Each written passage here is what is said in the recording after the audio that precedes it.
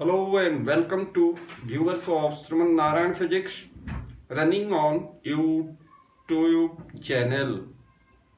My dear students, today in this video lecture you will learn about the capacity of a conductor. My dear students, आज के इस video प्रयोजन में video कार्यक्रम में हम तुम लोगों को किसी भी कंडक्टर की कैपेसिटी को डिफाइन करेंगे। किसी कंडक्टर की कैपेसिटी का मतलब क्या होता है, उसका अर्थ क्या होता है, इस पर हम फोकस करने जा रहे हैं। So firstly I want to define this term capacity of a conductor. So let us start. Definition: the capacity of a conductor is defined as the amount of charge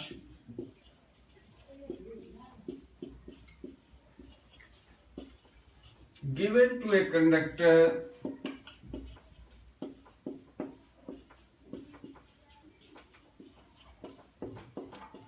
to reach its potential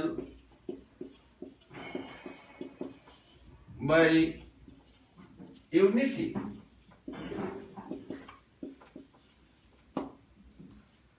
अब हम ये समझाने की कोशिश करेंगे कि किसी भी कंडक्टर की कैपेसिटी का क्या अर्थ होता है।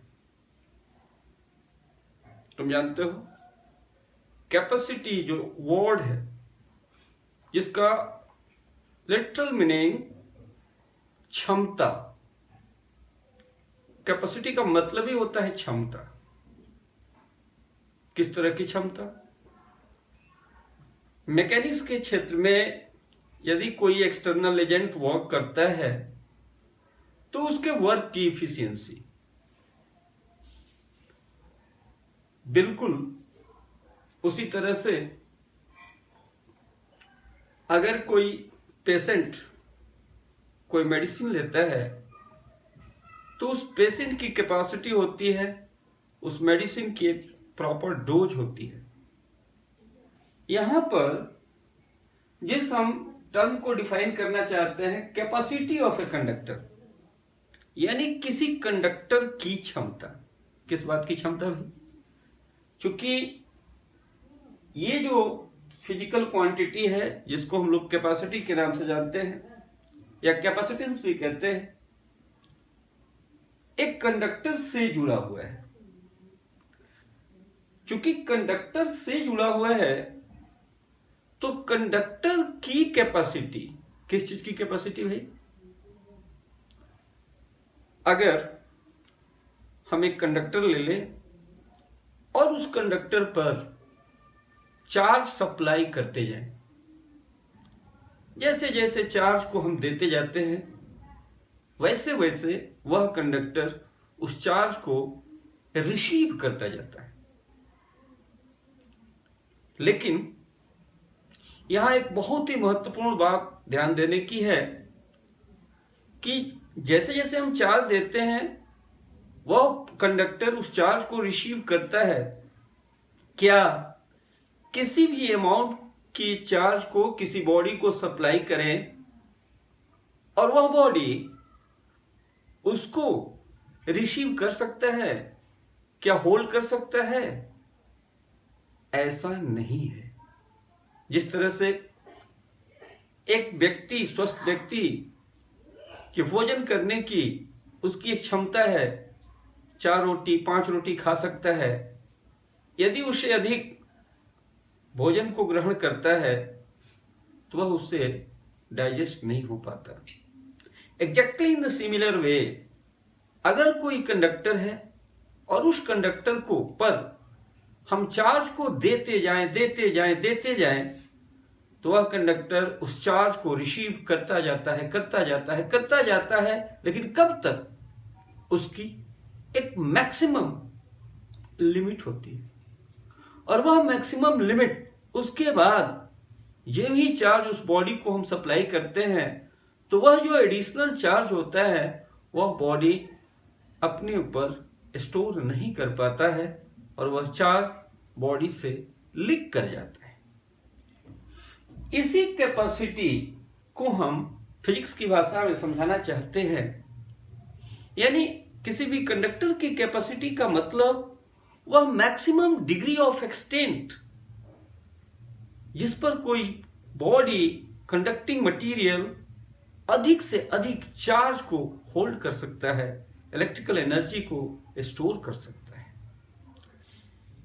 या दूसरे शब्दों में हम ये कहें कि कोई भी कंडक्टर कितनी अधिक से अधिक चार्ज को रख सकता है, स्टोर कर सकता है, वह चार्ज का मतलब इलेक्ट्रिकल एनर्जी से है, इलेक्ट्रिक पोटेंशियल एनर्जी से है। कितना अधिक से अधिक वो संग्रहित कर सकता है, रख सकता है, इस सीमा को जिस फिजिकल क्वांटिटी से हम लोग मेजर करते हैं इसी का नाम conductor, capacity of a conductor कहलाता है। अब फिजिक्स की भाषा में हम इसे डिफाइन करना चाहते हैं।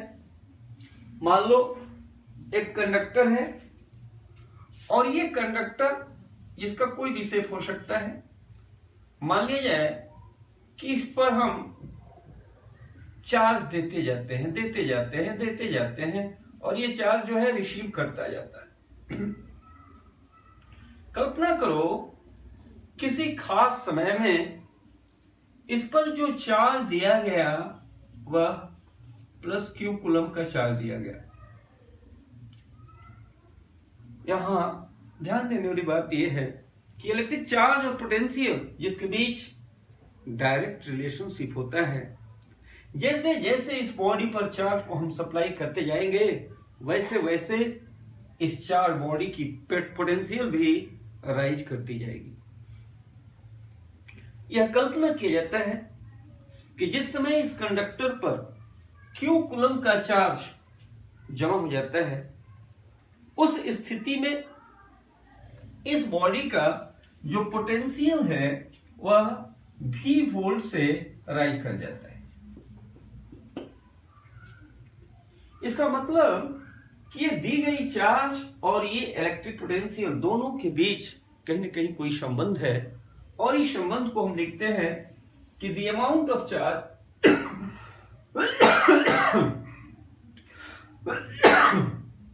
supplied to the conductor, it is directly proportional to the electric potential V। अब हम लोग करते क्या है कि इस कांस्टेंट ऑफ प्रोपोर्शनलिटी, ये जो प्रोपोर्शनलिटी का सिंबल है इसको हम इक्वल के साइन में कन्वर्ट करते हैं। तो यहां लिखते हैं Q बराबर some constant C into V। इस तरह से यहां जो C आता है, ये C जो है जिसको तुम कांस्टेंट ऑफ प्रोपोर्शनलिटी भी कह सकते हो, और यह जो कांस्टेंट ऑफ प्रोपोर्शनलिटी है इसे ही हम लोग किस नाम से जानते हैं भाई? इसे ही हम लोग कैपेसिटी के नाम से जानते हैं, कैपेसिटी ऑफ द कंडक्टर। इसे ही हम लोग क्या कहेंगे? Capacity of the conductor. अब इस फॉर्मूले से अगर हम C की वैल्यू निकालें then what you get? C is equal to Q by V। Let us put the value of V equals to 1 volt. अगर V की वैल्यू 1 वोल्ट हम कर दें तो ऐसी स्थिति में क्या C बराबर क्यों नहीं हो जाएगा? C will be equal to Q, and keeping this fact in mind, I have written the definition. The capacity of a conductor is the amount of charge supplied to the conductor to raise its potential by unit volt। अर्थात किसी भी conductor को charge की वह मात्रा, वह amount दिया जाए जिसके बदौलत उस कंडक्टर का इलेक्ट्रिक पोटेंशियल 1 वोल्ट से राइज अप कर जाए। यह जो अमाउंट ऑफ चार्ज है इसी को हम लोग कैपेसिटी ऑफ द कंडक्टर के नाम से जानते हैं। माय डियर स्टूडेंट्स, ये जो C है जिसको हम लोग कैपेसिटी ऑफ द कंडक्टर कहते हैं, इसे हम लोग कैपेसिटेंस के भी नाम से जानते हैं। और यह जो C है यह एक बहुत ही इंपॉर्टेंट बात है। C depends upon the dimension of the conductor. यह जो C है यह कंडक्टर के डायमेंशन पर डिपेंड करता है। What does it mean? इसका मतलब ये हुआ कि किसी भी कंडक्टर की जो कैपेसिटी होती है उस कंडक्टर के शेप पर डिपेंड करता है, साइज पर डिपेंड करता है, अथवा दोनों पर डिपेंड करता है। इतना ही नहीं, यह जो कैपेसिटी C है वह जो मीडियम होता है उस मीडियम के द्वारा भी प्रभावित होता है। इस C की जो SI यूनिट होती है, यह देखा जाए C has got the unit, SI unit has got the SI unit farad, यानी किसी भी कंडक्टर की जो कैपेसिटी होती है उसकी यूनिट फैराड होती है। अब ये फैराड के बारे में देखा जाए, क्योंकि हमें जनरल फार्मूला C बराबर Q बटा V मिला और तुम देख सकते हो कि C की जो यूनिट है वह फैराड है और Q जो है इसकी यूनिट कूलम्ब है और V जो है इसकी यूनिट वोल्ट है। अर्थात हम लिख सकते हैं farad is equal to coulomb by volt. अब देखो कुछ बातें याद रखनी चाहिए। यह जो फैराड है हम लिखे 1 mF, मतलब हुआ 1 मिली फैराड, और इसकी वैल्यू होती है 10 टू द पावर -3 फैराड। उसी तरह लिखें 1 म्यू एफ यानी micro farad, this is equal to 10 to the power -6 farad. उसी तरह लिखें 1 nano farad, it is equal to 10 to the power -9 farad. उसी तरह से 1 pF pico farad, it is equal to 10 to the power -12 farad. My dear students, now I want to calculate the capacity or capacitance of a spherical conductor. Just imagine that there be a spherical conductor and that spherical conductor is an isolated system. Means that we have taken an isolated spherical conductor. See how, if you want to calculate the value of capacity for that isolated spherical conductor, then how will you do this job? See here.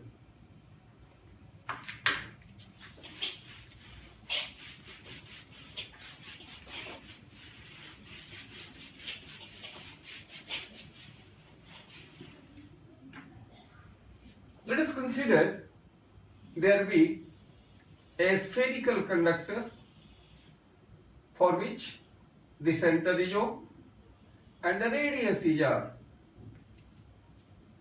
Now imagine plus Q coulomb of charge is supplied to this spherical conductor. It is a well-known fact that if this plus q coulomb of charge will be supplied to this metallic conductor, metallic sphere, the wholesome charge will reside over the outer surface of this metallic sphere. The amount of charge which has been given to it, it is plus q coulomb. Just imagine the electric potential, it comes V volt. E potential, it is V volt. See here. Already you know the different points lying on the outer surface, they will be of equipotential, means that the value of electric potential for all the points will be same. Also, I have taught to you whatever will be the points, whether it is lying inside this metallic sphere or on the surface of this sphere, for all the concerned points the value of electric potential will come same.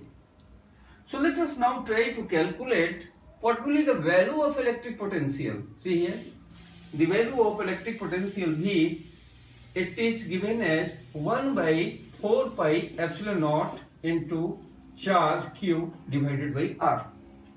You know very well, whatsoever the amount of charge which is given to it, it behaves somewhat like that the wholesome charge is concentrated at the point O. So keeping this fact in mind, if you want to calculate the value of electric potential, this value V will be equal to 1 by 4 pi epsilon naught Q by R. Now, you know very well, the capacity is defined as the charge divided by electric potential. Already I have given you the definition. So we'll write charge divided by E potential. How much charge you have given? It is Q. What is the value of electric potential? It is Q by 4 pi epsilon naught into R. This Q will be cancelled out and we get C is equal to 4 pi epsilon naught into R. So this is the required formula for calculating the capacity of an isolated spherical conductor. If we will minutely observe this very formula, then we come to the general conclusion that for a spherical charge conductor, the capacity, it is found to be directly proportional to the radius. Means that larger the radius, larger will be capacity, as smaller the radius, as smaller will be capacity. Okay, thanks.